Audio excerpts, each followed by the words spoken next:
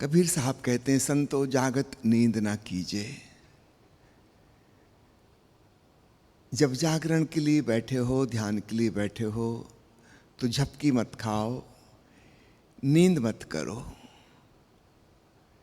इस सामान्य व्यक्ति से नहीं, साधु से, संत से कहे गए वचन हैं, जो कि साधना में रहते हैं और फिर बारंबार मूर्छित हो जाते हैं, फिर नींद में खो जाते हैं।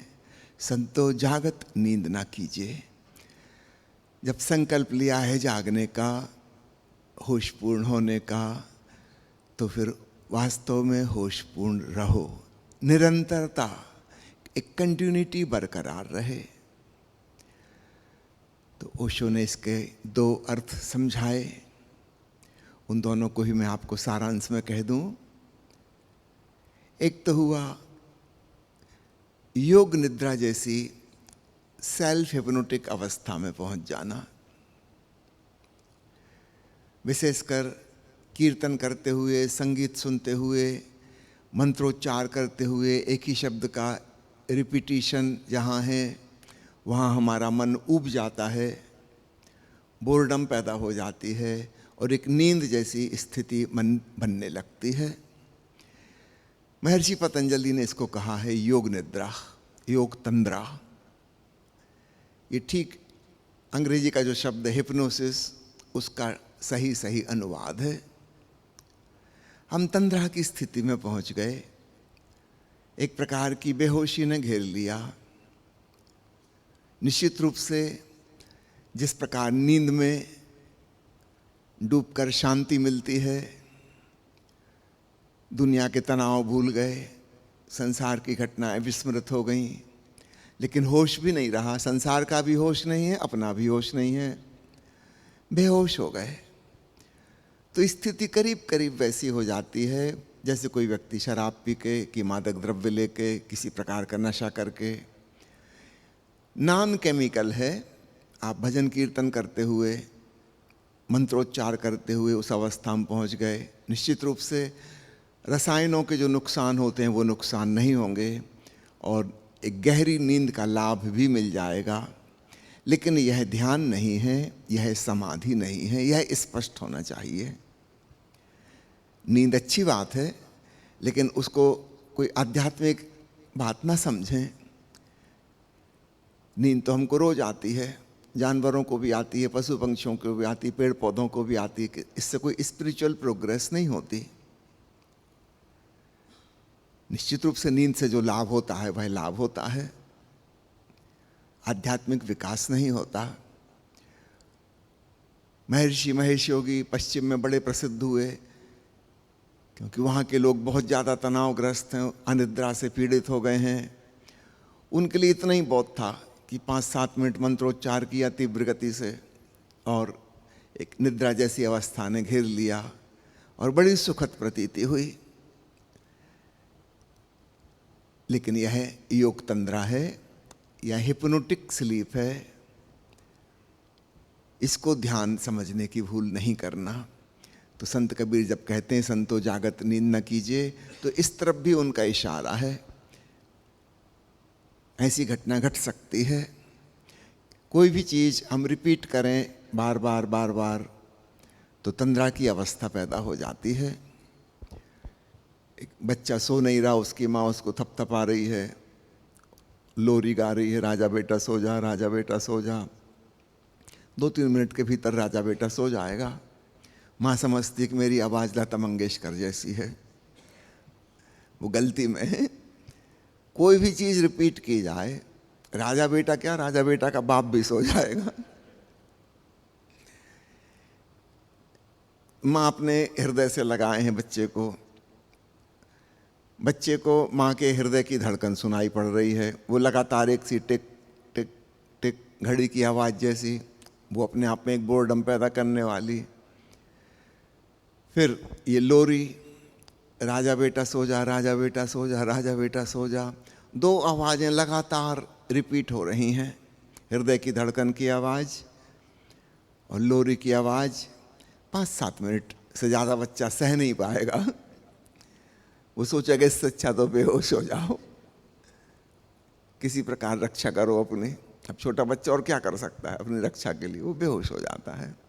माँ बड़ी प्रसन्न कि लोरी से बच्चा सो गया।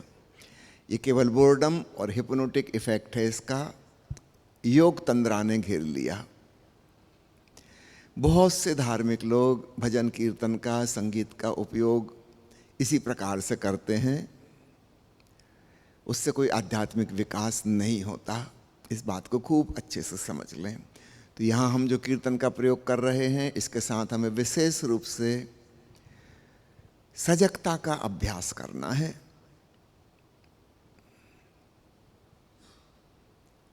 जब हम एक ही लाइन दोहरा रहे हैं कीर्तन की, अब यहाँ से दोनों संभावनाएं बनती हैं।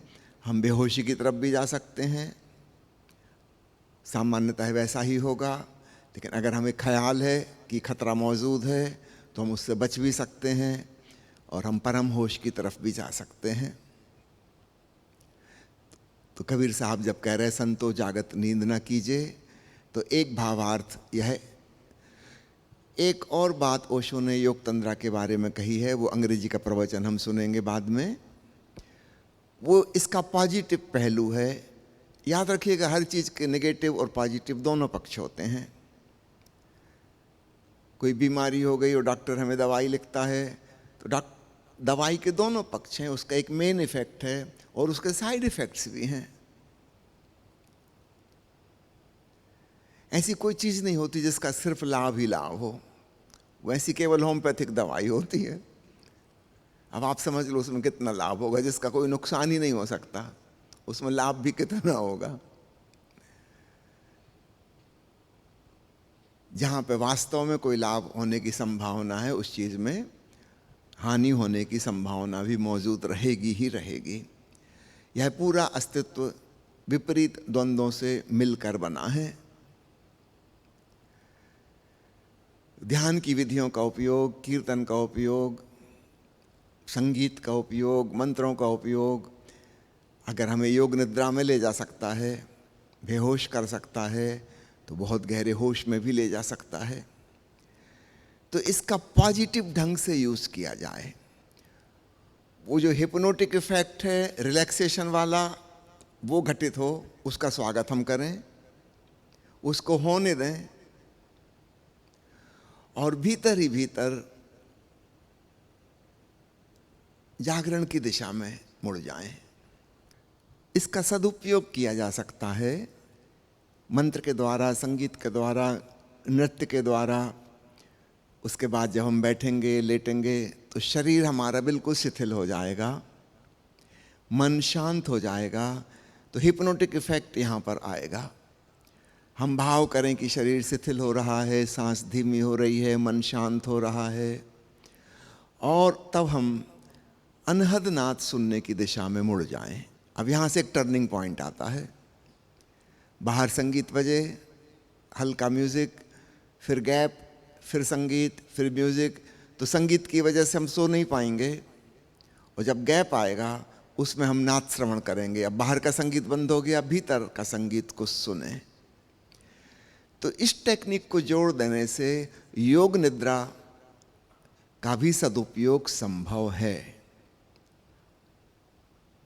ओशो ने एक नई चीज़ हमें दी कि हिप्नोसिस का भी प्रयोग ध्यान की, समाधि की सेवा में किया जा सकता है। ऐसा अतीत में भी संतों के द्वारा किया गया था। फिर कालांतर में सम्मोहन शब्द बड़ा बदनाम हो गया। ऐसा लगने लगा कि दूसरा कोई वशीकरण कर लेगा, अपने कब्जे में कर लेगा।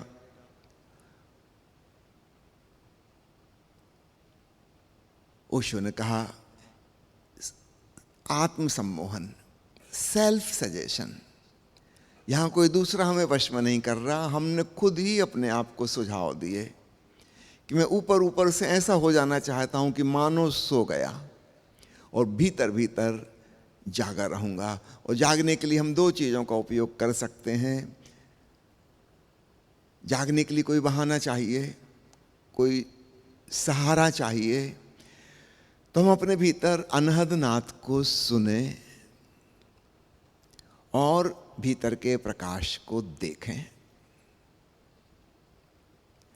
आपको जानकर आश्चर्य होगा, संतों ने, खासकर कबीर साहब ने, हमारी चेतना की इन दो शक्तियों को, श्रवण की और दर्शन की शक्ति को, सुरति और निरति नाम दिया है।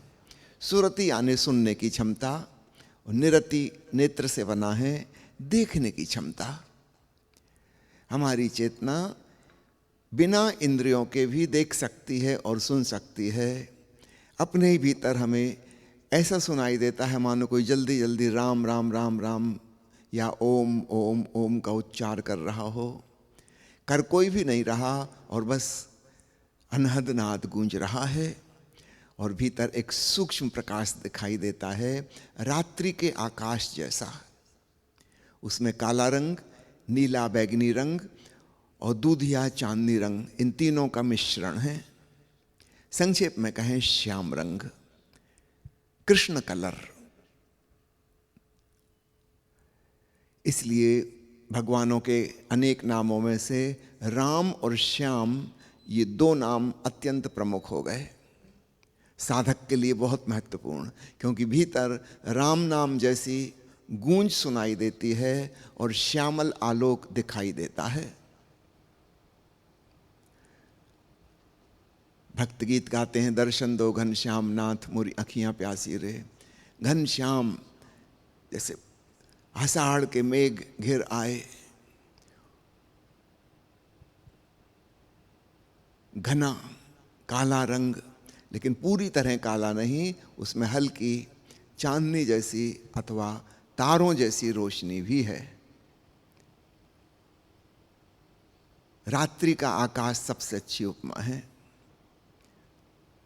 रात को आप छत पे पहुंच के कभी देखिएगा, ऐसी जगह जहां शहर की रोशनी ना आ रही हो, चांद तारे भी ना हो, उस जगह देखिएगा वहां कौन सा रंग दिखाई दे रहा है। भीतर अपने ठीक वैसा ही रंग दिखाई देता है। हमारे भीतर भी एक आकाश है। तो श्याम रंग वहां का वर्ण है और राम जैसी धुन भीतर गूंज रही है। जब हम इनका सहारा लेते हैं अपने भीतर, तो फिर हम सो नहीं सकते। तो ऊपर ऊपर से निद्रा जैसी अवस्था बन गई, लगभग बेहोश जैसी, इतने शिथिल, इतने रिलैक्स हो गए मानो गहरी नींद में, किंतु भीतर इन दो का सहारा हमने ले लिया, तो फिर हम सो नहीं पाएंगे। अगर हम बिना सहारा के हों तो हम शून्य में पहुंच के खो जाएंगे, संभवतः सो जाएंगे। लेकिन अगर हम सुनने में लगे हुए हैं अथवा भीतर देखने में लगे हुए हैं तो हम जागे रहेंगे। तो ओशो ने आज जो हम प्रवचन सुनेंगे कीर्तन के पश्चात, उसमें दोनों बातें बताई। संतो जागत नींद न कीजिए, सो मत जाना। फिर दूसरा पक्ष भी बताया, योग निद्रा का सदुपयोग किया जा सकता है ध्यान की सेवा में, समाधि की सेवा में। ऐसा दुनिया में कहीं हो नहीं रहा। ये ओशो की एक नई खोज आज के युग के लिए, और ये बड़ी आसान खोज है। तब हम कीर्तन का, मंत्रोच्चार का, नृत्य का, सबका सदुपयोग कर लेंगे डीप रिलैक्सेशन में जाने के लिए। लेकिन सोएंगे नहीं, अंतरतम में जागे रहेंगे। और वहाँ दो सहारा हैं, अगर दो में से आप कोई एक भी पकड़ लें तो भी बात बन जाएगी। जरूरी नहीं कि दोनों। अगर आप भीतर राम नाम की धुन सुनने लगे, जो कि अस्तित्व का संगीत है, निरंतर गूंज रहा है, वह आवाज़ रात के झिंगुरों जैसी आवाज़ है, बगीचे में झिंगुर बोलते हैं, कुछ कुछ वैसी, या दूर कहीं हजारों पंछी चहचहा रहे हैं, कुछ वैसी, उसे सुने। और ईयर प्लग लगा के वह बहुत अच्छे से सुनाई देती है, क्योंकि बाहर की आवाज़ें कट ऑफ हो जाती हैं, तब अपनी आत्मा का संगीत सुनाई पड़ने लगता है। उसे गौर से सुने। कोई राम का भक्त है तो उसे ऐसा लगेगा कि मानो राम राम राम राम का जप चल रहा है, अजप अजाप। ध्वनि के साथ एक खूबी है, हम उस पर कुछ प्रक्षेपित कर सकते हैं, प्रोजेक्ट कर सकते हैं। समझो ट्रेन चल रही हो, कोई आपसे पूछे कि चाक कैसी आवाज़ कर रहे हैं, आप कह सकते हैं कि मुझे छक छक छक छक छक छक सुनाई दे रहा है। ठीक कह रहे हैं आप। कोई कह सकता है कि मुझे तो भक भक भक भक भक भक सुनाई दे रहा है, वो भी गलत नहीं कह रहा। कोई कह सकता मुझे तो ऐसा लग रहा है कि राम राम राम राम राम राम राम राम मंत्रोच्चार हो रहा है, उसको वैसा सुनाई दे रहा है। कोई मुसलमान है, वो कहेगा कि मुझे लग रहा है अल्लाहू अल्लाहू अल्लाहू ऐसी धुन हो रही है। ध्वनि के साथ हमारी धारणा जुड़ सकती है। मैं अक्सर कहता हूँ, चुटकुला मुल्ला नसरुद्दीन और सेठ चंदूलाल दोनों दोस्त सुबह सुबह मॉर्निंग वॉक को निकले थे। एक सुनसान सड़क से गुजरते हुए पेड़ के पर बैठे हुए पंछी की आवाज़ सुनने लगे। बड़ी मीठी आवाज़ थी। मुल्ला कहने लगा कि देखते हो सेठ चंदूलाल, ये पक्षी बड़ा धार्मिक जान पड़ता है। कह रहा है अल्लाह खुदा बरकत, अल्लाह खुदा बरकत, अल्लाह खुदा बरकत। चंदूलाल थोड़े चौंके, अल्लाह खुदा बरकत। चंदूलाल ने कहा नहीं भाई नसरुद्दीन, अल्लाह खुदा बरकत तो बिल्कुल नहीं कह रहा, मुझे तो साफ सुनाई पड़ रहा है राम सिया दशरथ, राम सिया दशरथ, राम सिया दशरथ। निश्चित रूप से हिंदू को ऐसे ही सुनाई देगा। फिर उन दोनों में वाद विवाद होने लगा। फिर उन्होंने सोचा कि चलो छोड़ो, हम विवाद नहीं करते, कोई अन्य व्यक्ति यहाँ से गुजरेगा, उससे पूछेंगे कि पंछी की आवाज़ कैसी है बताओ। थोड़ी देर बाद यहाँ से एक सब्जी बेचने वाला निकला, उसको रोका, कहा कि रुको भाई, हमारा विवाद हल कर दो, सुनो गौर से पक्षी कैसी आवाज़ कर रहा है, बताओ क्या कह रहा है। उस सब्जी बेचने वाले ने आंख बंद की, हंसने लगा। उसने कहा कि आप दोनों ही गलत हैं, ना तो ये राम सिया दशरथ कह रहा है, ना अल्लाह खुदा बरकत कह रहा है, ये तो साफ साफ कह रहा है आलू प्याज अदरक, आलू प्याज अदरक, आलू प्याज अदरक। अब इस पे बात करने की कोई ज़रूरत नहीं। हमारे मन में जैसी धारणा है, जैसी भावना है, हमको वैसा सुनाई पड़ सकता है। तो जिन लोगों ने कहा कि हमारे भीतर अनहद नाद गूंज रहा है, राम राम जैसी ध्वनि, बिल्कुल ठीक कहा, उनको वैसा लगा।